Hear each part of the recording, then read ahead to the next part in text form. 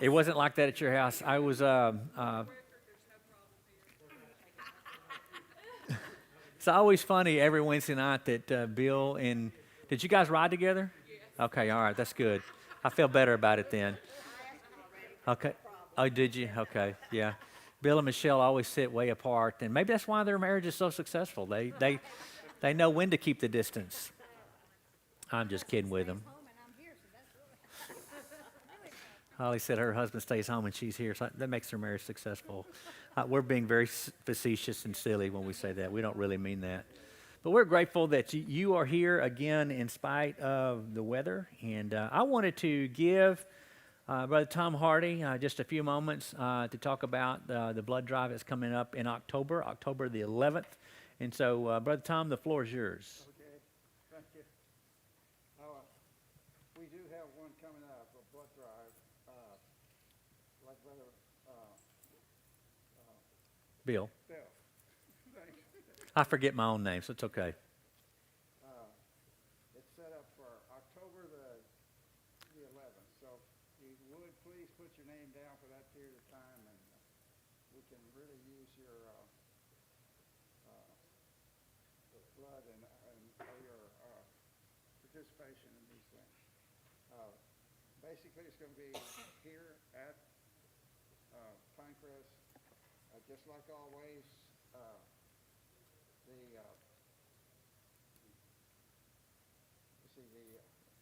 It'll start at 3 p.m. and end at 7, just like our regular blood drive. So things are going to be pretty much the same, but it is important that we make a good showing and get the blood drive to our sponsors. Right. So, Right. Again, October the 11th, that's a Monday, I believe, from 3 to 7 here at Pinecrest. And so if you guys are thinking about giving blood soon, if you don't mind holding off and doing it on October the 11th, that way we can get credit for it. And I think their goal is to get around 30 at least, a minimum, right? Something like that, 28 to 30. And so, again, if I was eligible to give, I would be the first one on that list. I would. I know I'm Yeah. with you. Yeah. They're not a sign-up sheet there. There'll probably be one about mid-September, but we'll get it out there to you. So just put that down on your personal calendars, October the 11th, and we'll get that because we've not gotten the stuff from them yet. So Okay. I'll take care of you. Okay. Thank you so much. Yeah, I'll preach it, promote it, what have you. I'll take care of you. Anyway, again, good to see you. You're probably looking at your handout and thinking, Brother Bill, haven't you told us over the last several weeks that we were going to do 2 chapters at a time? That was the goal until I began to just really dig a little deeper into Genesis chapter 44. I still think that we'll be done about 4 weeks from now. But begin to look at chapter 44, and chapter 44 is really, really rich. There's 34 verses there, and I just think there's a lot more than just blowing through there. And I think there's some nuggets that can be mined out of Genesis 44 that I wanted us to go back through and take our time and look at this particular chapter, because I think there's also if you kind of do the analogy or the analysis rather, I think you see a picture of not only Joseph and his relationship to his brothers and his brothers in the relationship to Joseph, but also you see Joseph basically carrying himself like the Lord Jesus did toward the Jews. You'll remember how the Jews treated Jesus, and we'll look at a particular verse in Matthew chapter 27 a little later about how the animosity they had toward Jesus. And then you think about the animosity that Joseph's brothers had toward him. They really didn't care, okay? And now the tables are turned. And what will God do? What will the Lord do as with the Jews moving forward? Just as Joseph was not done with his brothers and he didn't blow them off thinking, okay, you did this to me, so I'm just going to let you die and waste away as well. No, he didn't take that approach.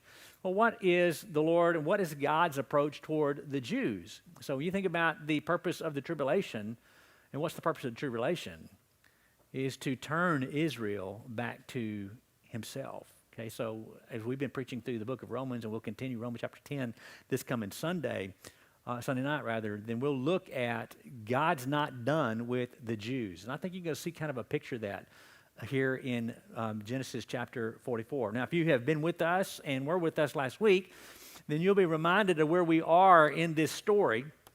If I can just briefly kind of go back and think about chapter 42 and 43. And again, we are probably in the early to mid stages of this great famine going on in Egypt and its surrounding areas. And you'll remember that Joseph, when he first, the boys, I'm going to say that, the brothers came to buy food from Joseph, that they didn't recognize him, but he recognized them. You remember that? That's a few chapters ago.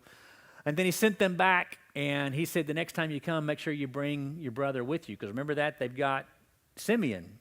He's in jail, right? And so the food's starting to run low again. Now they've got to go back and buy food, and says, hey, you guys go back and buy food. And said, and remember they told Jacob or Israel, hey, we can't go back unless we take Benjamin with us. And what was Dad's reaction? Not happening, not happening, you know. And so eventually he concedes and allows the brother to go back. You'll remember Joseph was really moved deeply emotionally by this. And now we're going to pick up the story here in chapter 44. Hopefully by now you have found Genesis 44. And again, the book of Genesis is not hard to find in the Bible. It's there at the very beginning. Let me just read the first 17 verses and we'll begin to unpack it. You follow along as I read aloud. Here we are, Genesis 44, beginning in verse 1. And he commanded the steward of his house. Okay, now we're talking about Joseph. Joseph commands the steward of his house. Now, this is the same individual, if you'll remember from last week, when when they brought Benjamin in, he is basically the servant to Joseph. Remember, they were talking about, hey, they thought they're in deep trouble. Remember that? Because they found money in their sacks. Okay, they thought, he's going to think that we have stolen from him. And so they go to the steward and they say to him, hey, just so you know, we're being honest here. We're reporting this mistake, this miscommunication, this mistake. We found money in our sack. Here's the money, and da-da-da-da-da. But Joseph has arranged all of these things to happen because he's testing his brothers on varying levels. And you're going to see that continue here in verse 44, or chapter 44, verse 1. And he commanded the steward of his house, saying, fill the men's sacks with food, just like he had done previously, as much as they can carry. And again, put each man's money in the mouth of his sack. So how many brothers are we talking about here?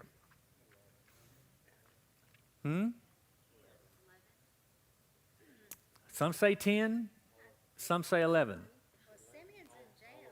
Joseph is... All of the brothers. I think Simeon has been let go at this particular stage. Okay, so we're talking about 11 brothers, right?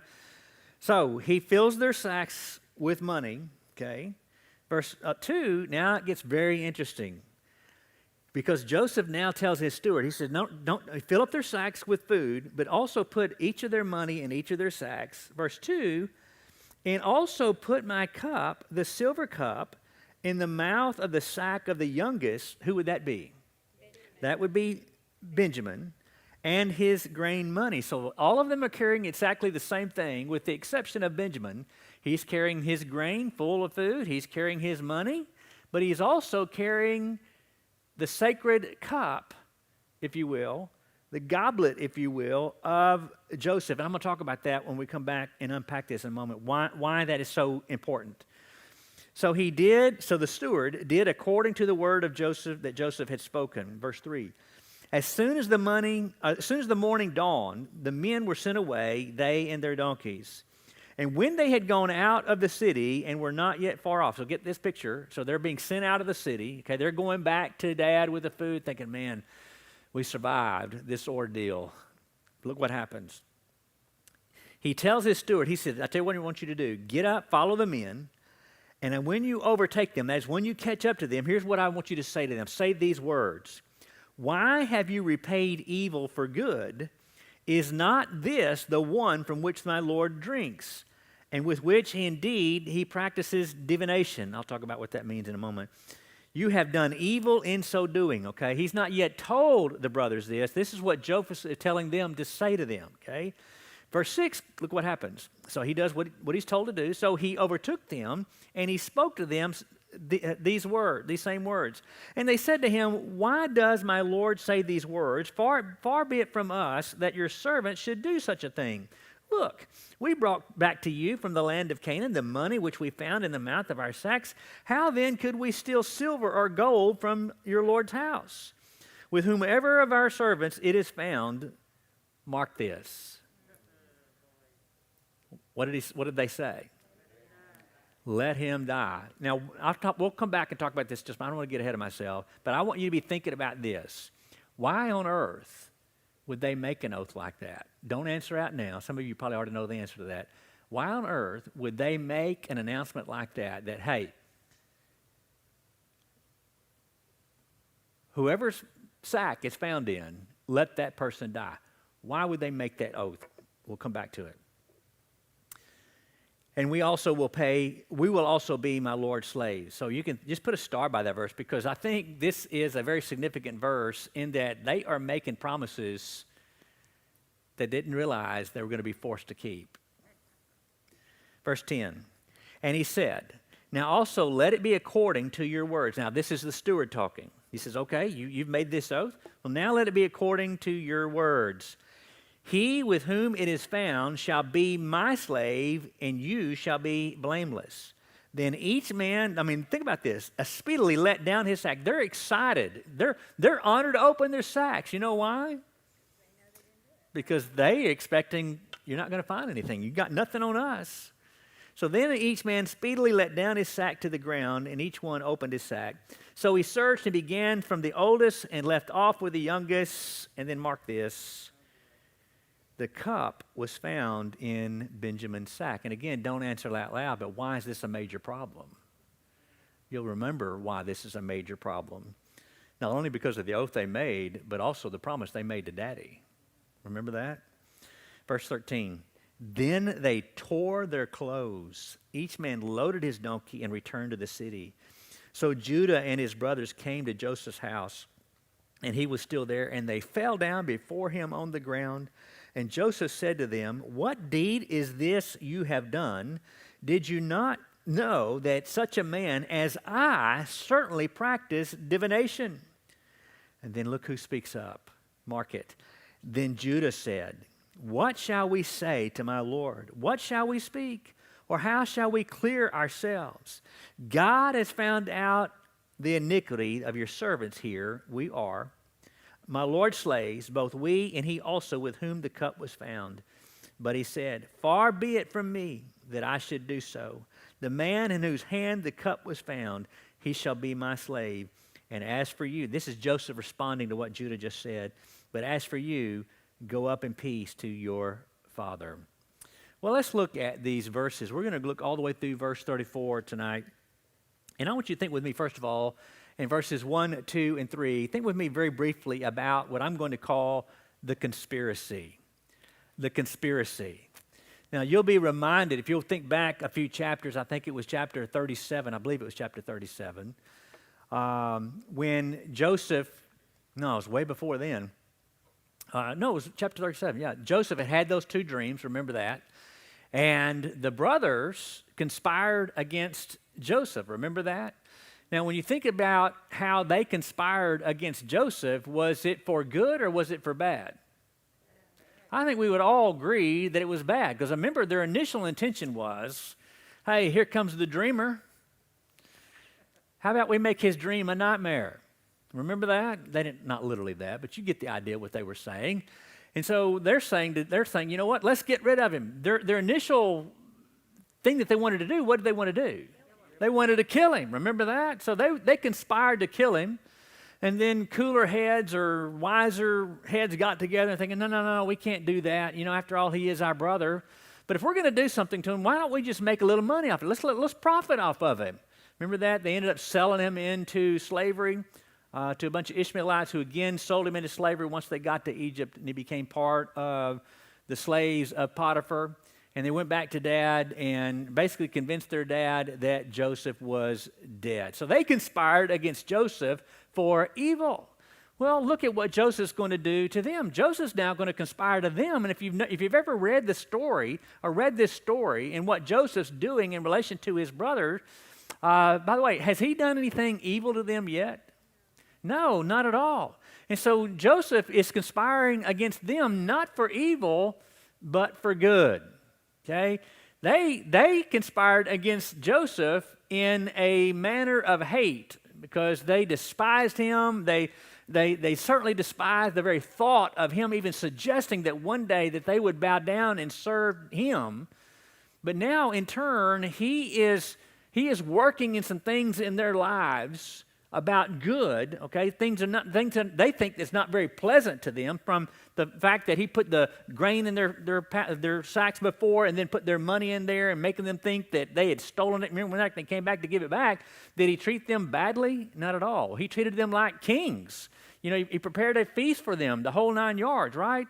Well, now he's going to do something. He's conspiring with them, again, to bring out that which is good, to bring out that which is graceful from Joseph to his brothers, unlike what they did to him. So we see this conspiracy going on, okay?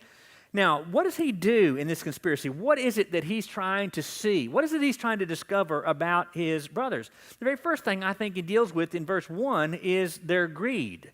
He deals with their greed in verse 1. Look again what it says. And he commanded the steward of his house, saying, fill the men's sacks with food as much as they can carry, and put each man's what? Money in the mouth of his sacks. And one of the things that's traditionally been known about Jews is about how wealthy they were because of the resources, because God's hand of blessing was upon them. And again, you're reminded, what did they do with Joseph? What did they ultimately end up doing with Joseph? They sold him for what? For money. So I think he is testing and dealing with their greed in verse 1. Now look at verse 2 and 3. Not only does he deal in his conspiracy and by putting their money back in their sacks, but in verse 2 and 3, he also deals with their grudge. He deals with their grudge. Joseph, again, once was a grudge to his brothers. Now he's going to see. Now again, they do not know Joseph. They think he's dead. They presumed that he is dead. So now, whose cup does this of Joseph's end up in? Whose bag? Benjamin. And what's significant about Benjamin?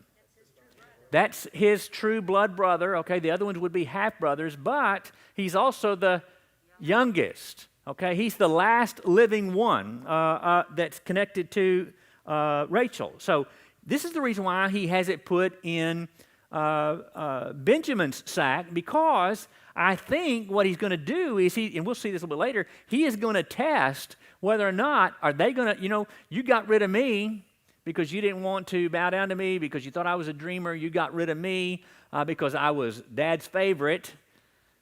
But now you've got Benjamin, and are you going to, hey, if it's your life or his, are you going to say, well, take his, right? So he's going to weigh in the balance of whether or not are they to the point, are they going to stand up for their little brother, or are they going to throw him under the bus too? Okay, that's what he's setting up here when you think about he's dealing with their grudge. Look again at verse 2 and 3. He says, also put my cup, the silver cup, in the mouth of the sack of the youngest, and his grain money. So he did according to the word that Joseph had spoken. Again, who did he give this command to? His steward. Now, this is where it's going to get a little interesting. So the steward puts the grain in each of their sacks, so much so that they're barely able to carry it. He puts the money in each of those sacks as well. But this cup, this sacred cup, he puts into the sack of Benjamin. And now look what happens in verses 4 through 15. So we not only see Joseph's, or the conspiracy, but now in verses 4 through 15, we see the confrontation. The confrontation, okay? Now, think back to when the money was put into the sacks the first time. And they knew that in order to go buy food again, that there was going to have to be some confession made. Not necessarily that they were guilty of stealing, because they knew that they weren't guilty, but they had no way of explaining how their money that they were going to use to buy the grains still ended up in their sacks. And so they are presuming that Joseph, this very significant and very powerful individual, okay, the second in command of all of Egypt, how is he going to react to that? You remember, they were kind of scared of Joseph because they didn't know who he was. Now, you're going to see that when they find that his steward has come out to confront them, about, hey, why did you steal my master's cup? And they're thinking like, what are you talking about? If they were scared then, they've got to be terrified now, because that old saying is, you know what, he was very gracious last time. He's probably not going to be very gracious this time. We'll look at verses 4 through 15 as we think about the confrontation. Because now the brothers, again, are at a major crossroads in their lives. Because, again, where's the cup?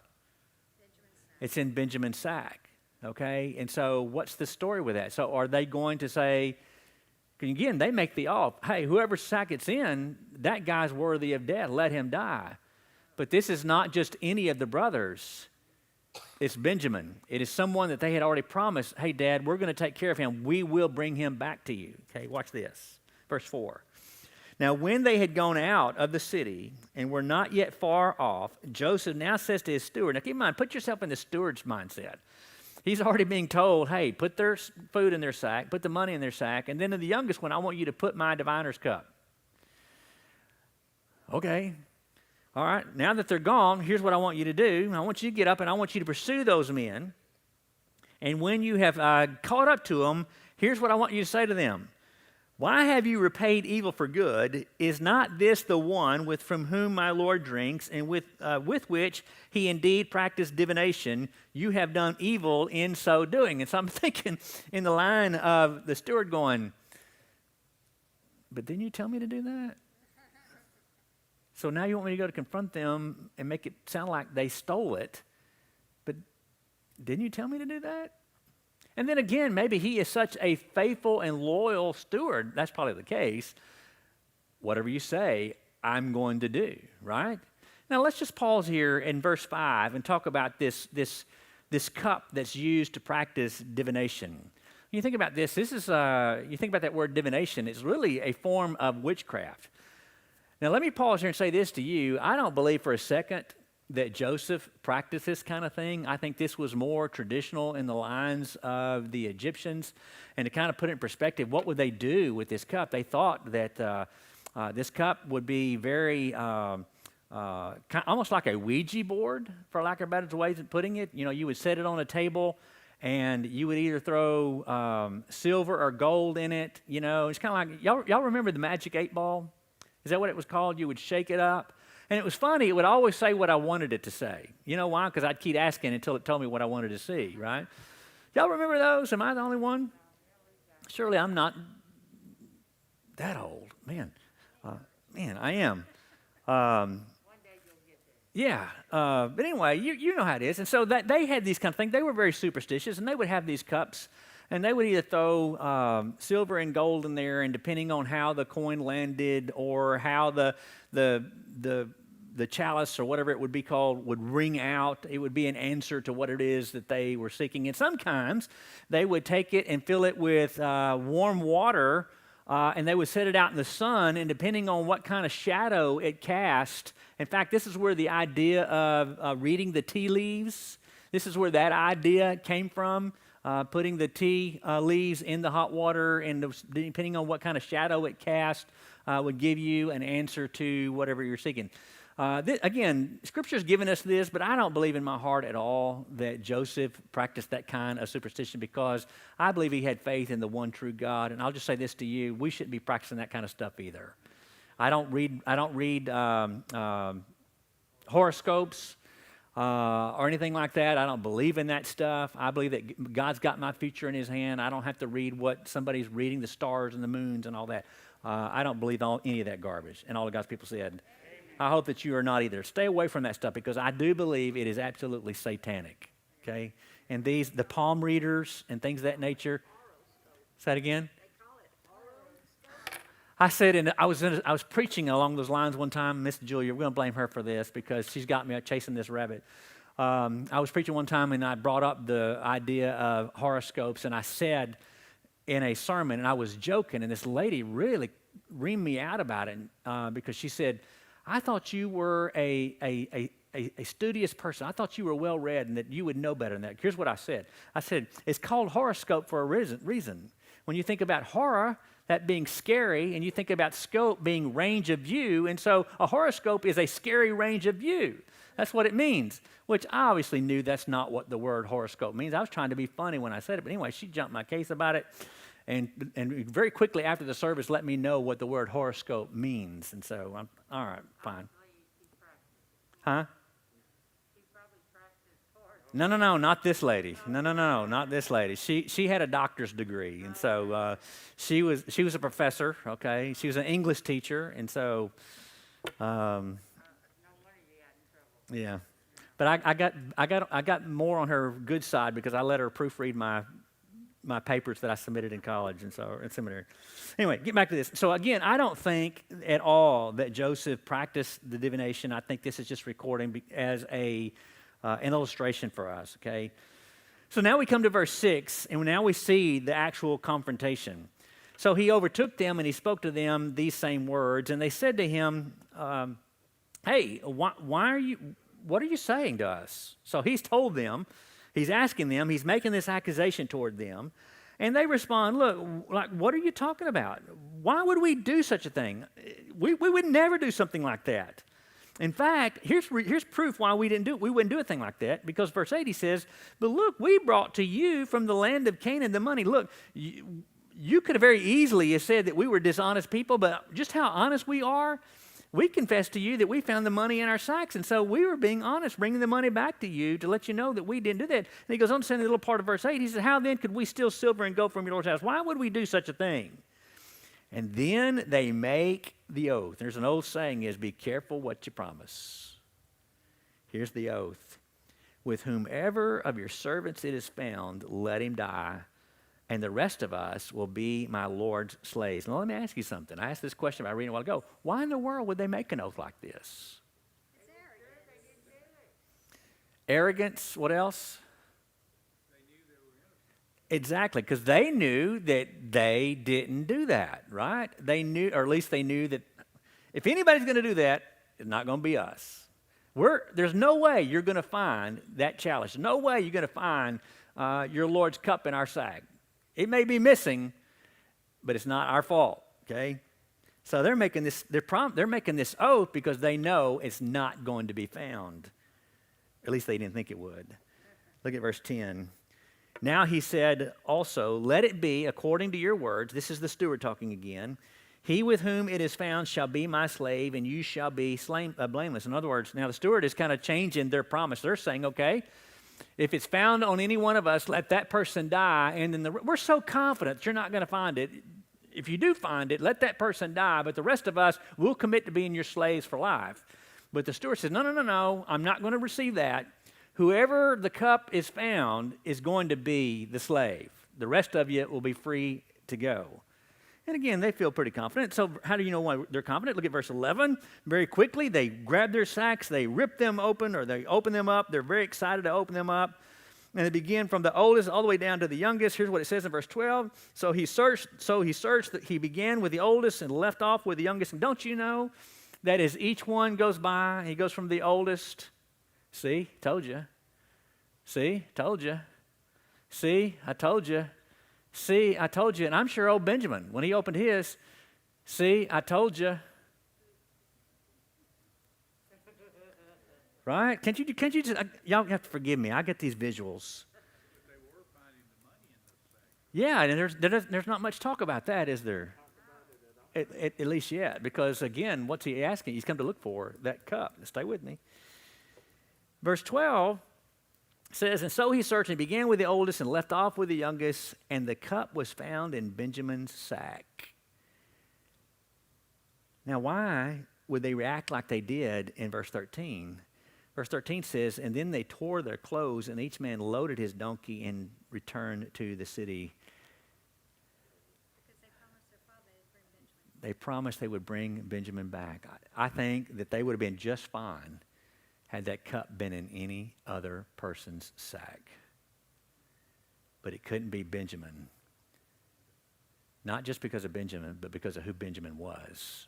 He's the youngest surviving son of his father. That cannot happen.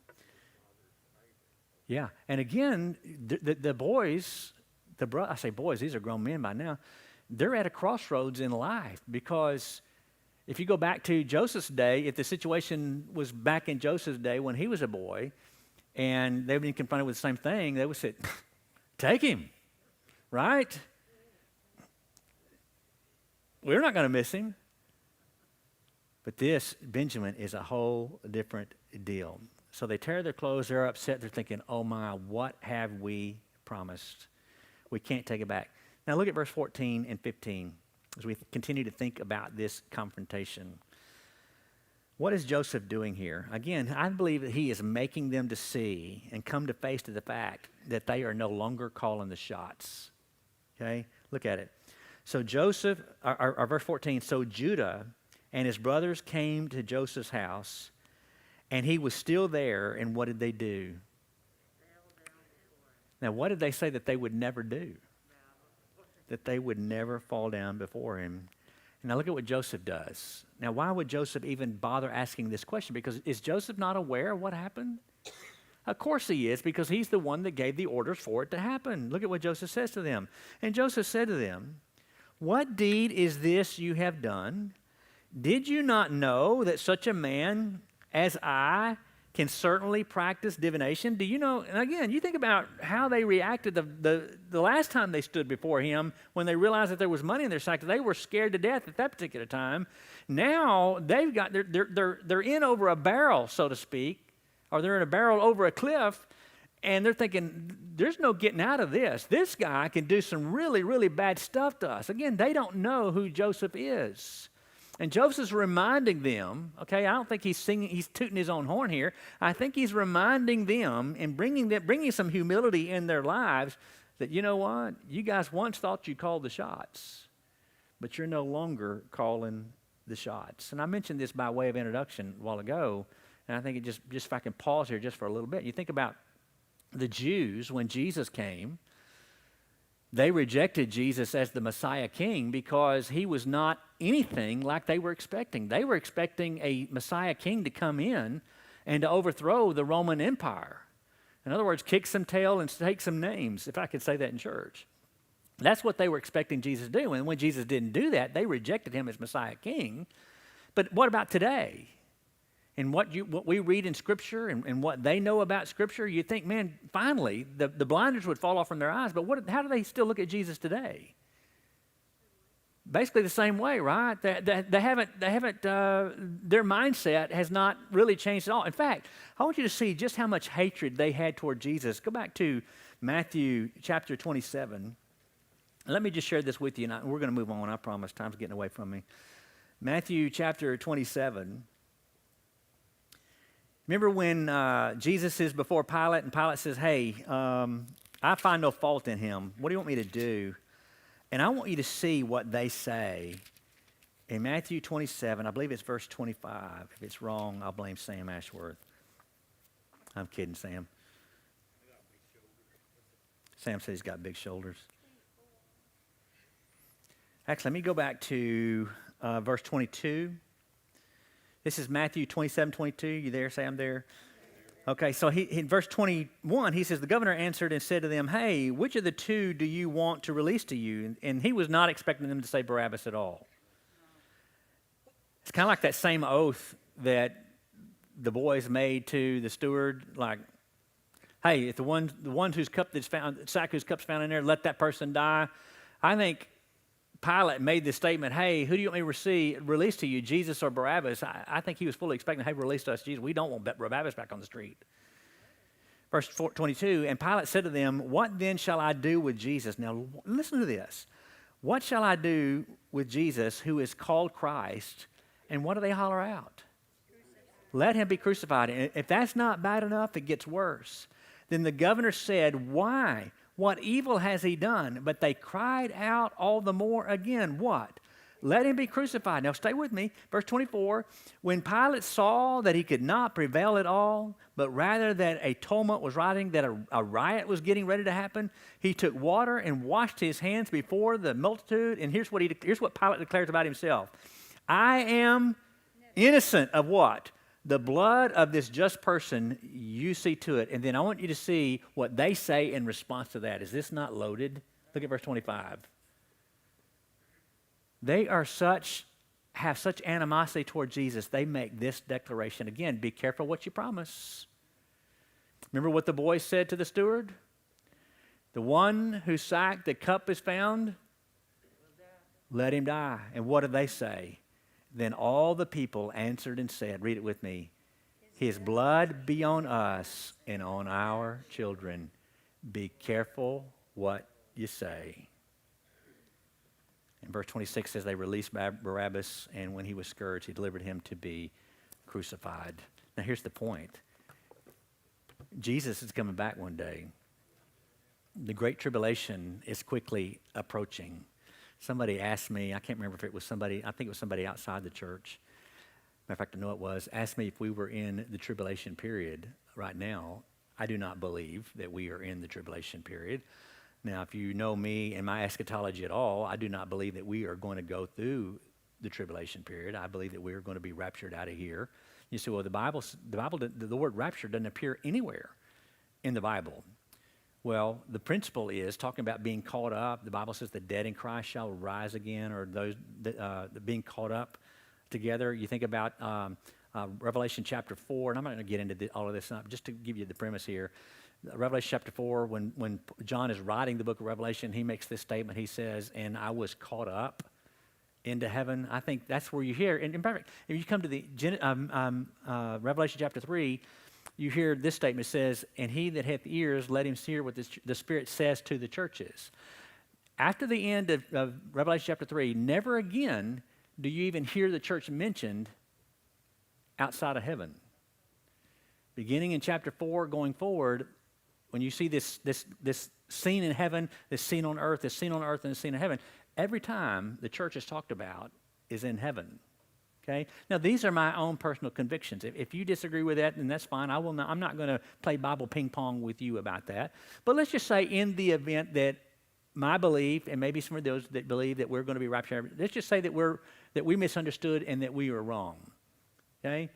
I still believe with all my heart that we are protected under the hand of God. Okay? And who knows?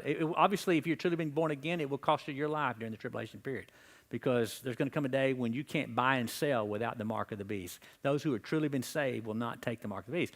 And again, I've been asked, well, is the vaccination the mark of the beast? No, it is not. It is not, okay? And so don't go down that path. Don't sensationalize this. The mark of the beast will be very distinct and very clear if you'll be taking it or not, okay? Now, what's the purpose of the tribulation? The purpose of the tribulation is to turn Israel back to God. They're going to suffer, and they're going to suffer very severe, because God is going to take them up on this answer. Hey, if he really is innocent, then his blood be on us and on our children.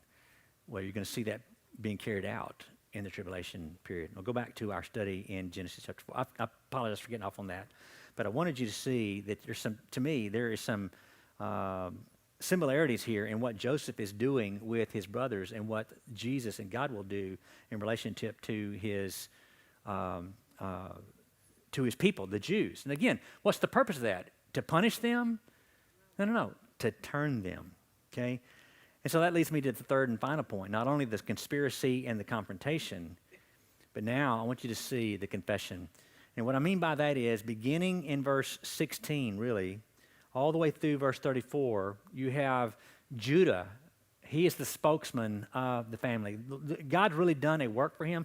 I think it was Janice. Janice, if you're watching, hello. I think she's in Austin. She says she's watching in a hotel room. I think Janice asked this question toward the end of last week's Bible study.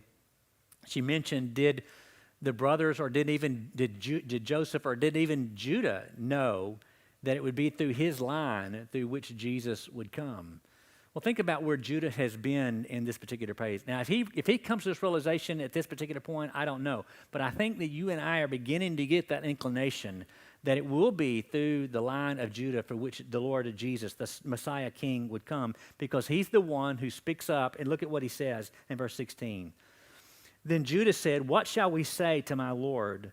What shall we speak? Or how shall we clear ourselves? He's basically the spokesman of the family. He's saying, you know what? we really don't have a leg to stand on here. What is it that you want us to say? We are as surprised as you are, but then he makes this incredible declaration. Here's what he says. God has what? Found out what? Not just found out something, but found the iniquity of your servants, and here we are. And okay, what do you think they're going back to? I think they're going back to what they did to Joseph. Okay? Going back to what they did for Joseph. In other words, we thought that we'd gotten away with it, but God has now exposed it for everyone to see. Both we and he also with whom the cup is found. But then again, look at what Joseph responds in verse 17.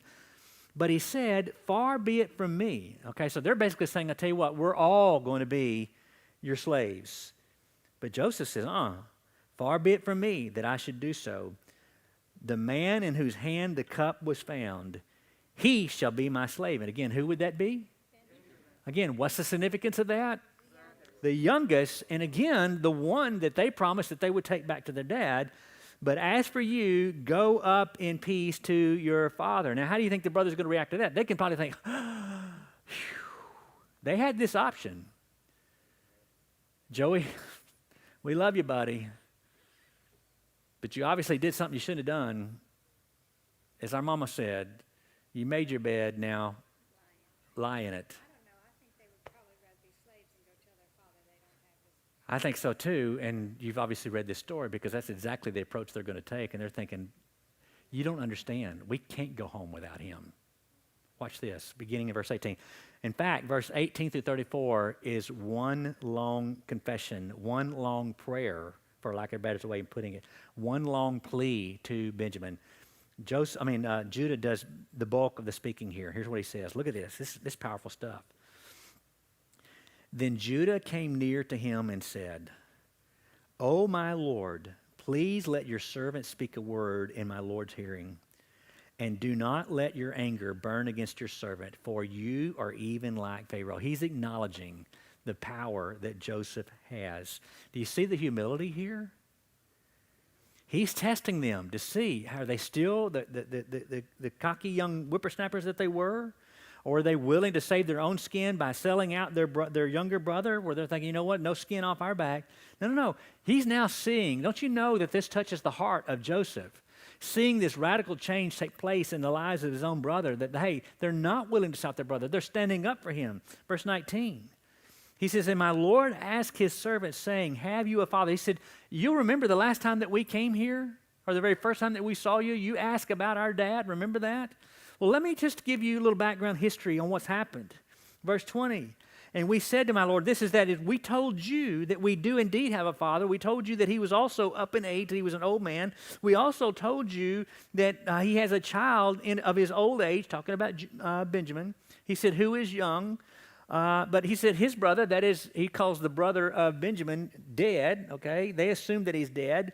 And he is alone that is left of his mother's children, and his father loves him dearly. This is his last connection to Rachel. And again, he continues to speak here. He says, then you said to your servants, bring him down to me that I may set eyes on him. You said, you ask us about our family. We told you about our family. You asked us to bring our brother. We did. Verse 22. And we said to my Lord, the lad cannot leave. We told you then, the lad cannot leave his father because the father's not going to let it happen. For if he should leave the father, his father would die. And that's exactly what would happen if we don't bring him back home. Verse 23, but you said to your servants, unless your younger brother comes down with you, you shall see my face no more. So it was when we went up to your servant, my father, that we told him the words of my Lord. That is, we went back and told him exactly what you told to us. And our father said, go back and buy us a little food. Now, he's recapping about that conversation at home. But we said we cannot go down if our youngest brother is with us. That is, we can't go down unless he is. Then we will go down, for we may not see the man's face unless our youngest brother is with us. In other words, we told him exactly what you told us. Verse 27.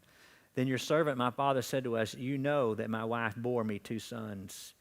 And don't you know again, as emotional as we've seen Joseph, that he's fighting back tears big time here as he talks about not only Joseph and Benjamin, but he also talks about Joseph's mother, Rachel. He says, and then your servant, my father said to us, you know that my wife bore me 2 sons, that his father's still thinking about Joseph. And the one went out from me, and I said, surely he is torn to pieces, and I have not seen him since. But if you take this one from me, the calamity befalls me. That is, you might as well just go ahead and put me in the ground alive, because I'm as good as dead to you.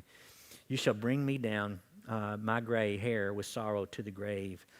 Now, therefore, when I come to your servant, my father, and the lad is not with us, that is, if you let us go back as you're telling us to do, and we don't take our little brother with us, since his life is bound up in Benjamin, his lad's. In other words, we don't take him back, his life is pretty much over. It will happen that when he sees us, or he sees that the lad is not with us, that he will die. So your servants will bring down the gray hair of your servant, our father, with sorrow to the grave. For your servant became surety. That is, he became the, what's the word I'm looking for? The ransom, if you will, for the lad to my father, saying, if I do not bring him back to you, I shall bear the blame before my father forever. Remember, originally it was saying, you know what? Reuben said, hey, knock off 2 of my kids. You can kill 2 of my kids. And Judah said, no, my life for his. Remember that? Verse 33. Now here's the plea. He says, now therefore please let your servant remain instead of the lad. Now what's he doing here? It's the substitute, right? That idea of the substitute. And again, this is where I think you begin to see the peeling back of the curtain, or the pulling back of the curtain, where you begin to see that Judah is going to be that line through which Jesus comes, because Jesus ultimately would be our substitute. Now, therefore, please let your servant remain instead of the lad as a slave to my Lord, and let the lad go up with his brothers. For now shall I go to my father if the lad is not with me. For how can I do that? Lest perhaps I see the evil that would come upon my father. Now, let's just kind of go back, and I'm not going to rehash all of these verses, but let me just kind of fill in these blanks.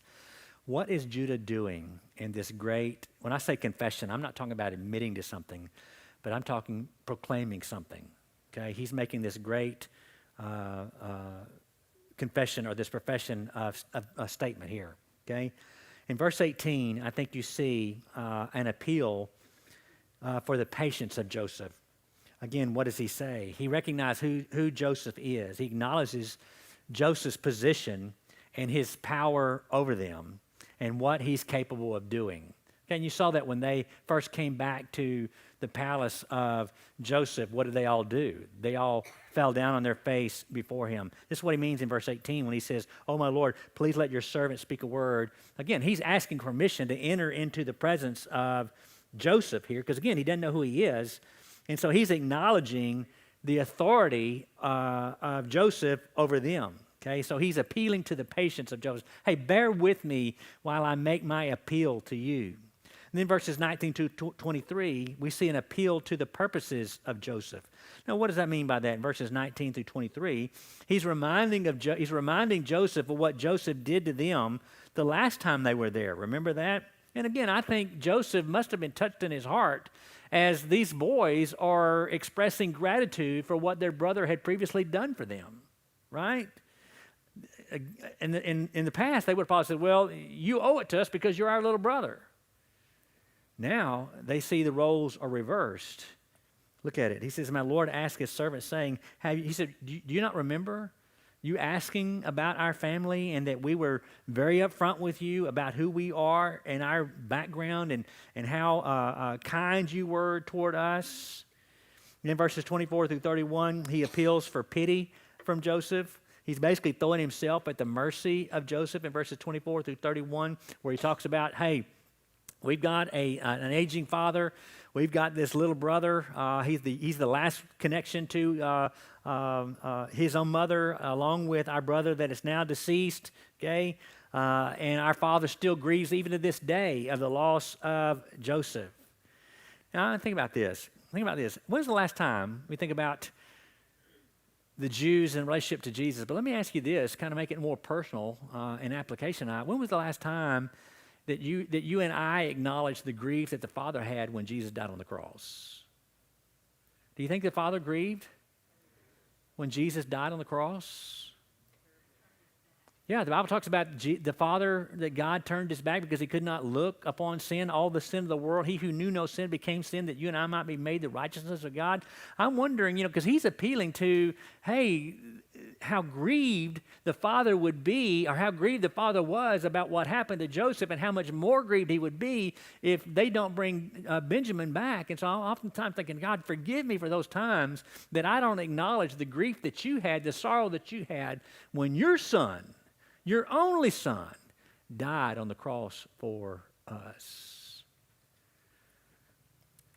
And then last but not least, verse 32 through 34, there's an appeal to the power of Joseph, because they know that the power to forgive, the power to not just forgive, but to acquit, for lack of better words, or the power to pardon is in the hand of Joseph. Let me just reread those 3 verses together and we'll be done.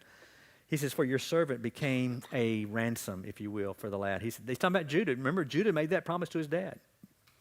He said, I basically became a ransom. I became a earnest or down payment for the boy, because I told my dad, look, this is what you can do to me if I don't bring him back to you. Now, therefore, please let your servant remain instead of the lad as a slave to my Lord. Here's what I'm willing to do. But let the lad go back with his brothers. For if we go back to our father and the lad is not with us, then that's going to be the end of our father. And by the way, is that something that Joseph wants? Absolutely not. Now, the good news is, next week when we get to chapter 45, Joseph's finally going to reveal who he really is. You think there's going to be a sigh of relief on his brothers?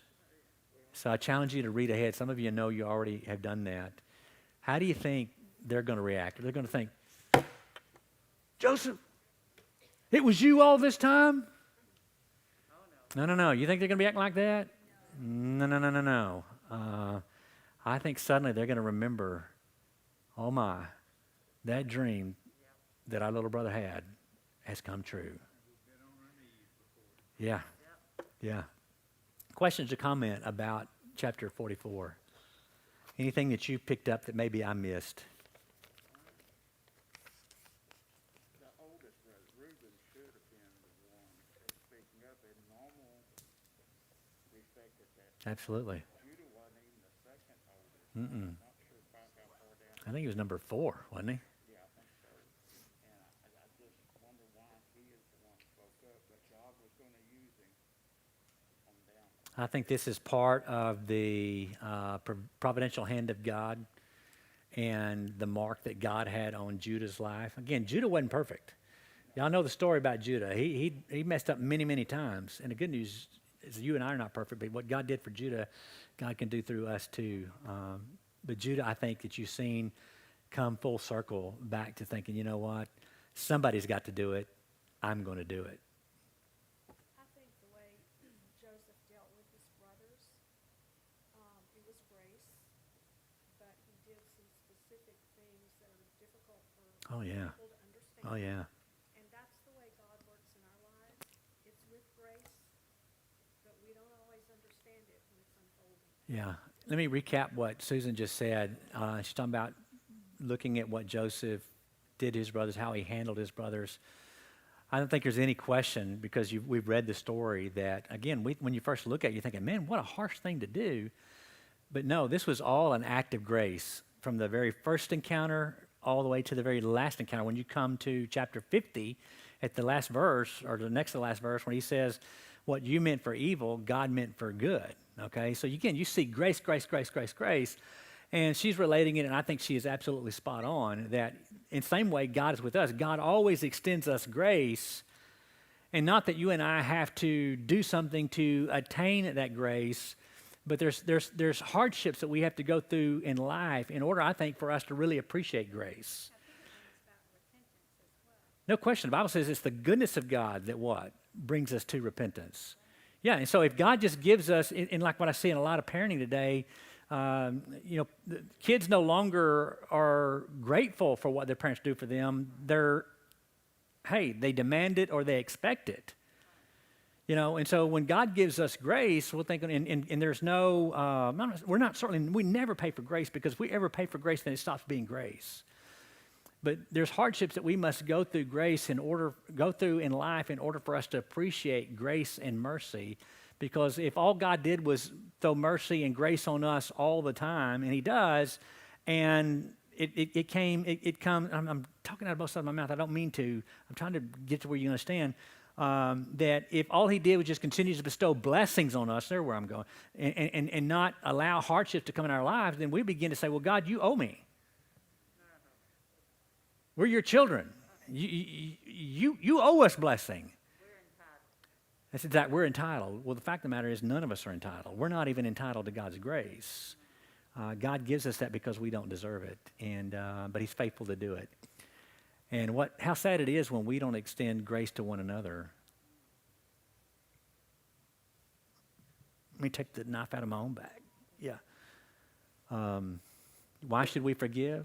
Because we've been forgiven. Why should we respond in grace to other people? Because God responds to grace to us. Would y'all just go home? I'm preaching to myself tonight. Yeah. Man alive. Any others? These are great points.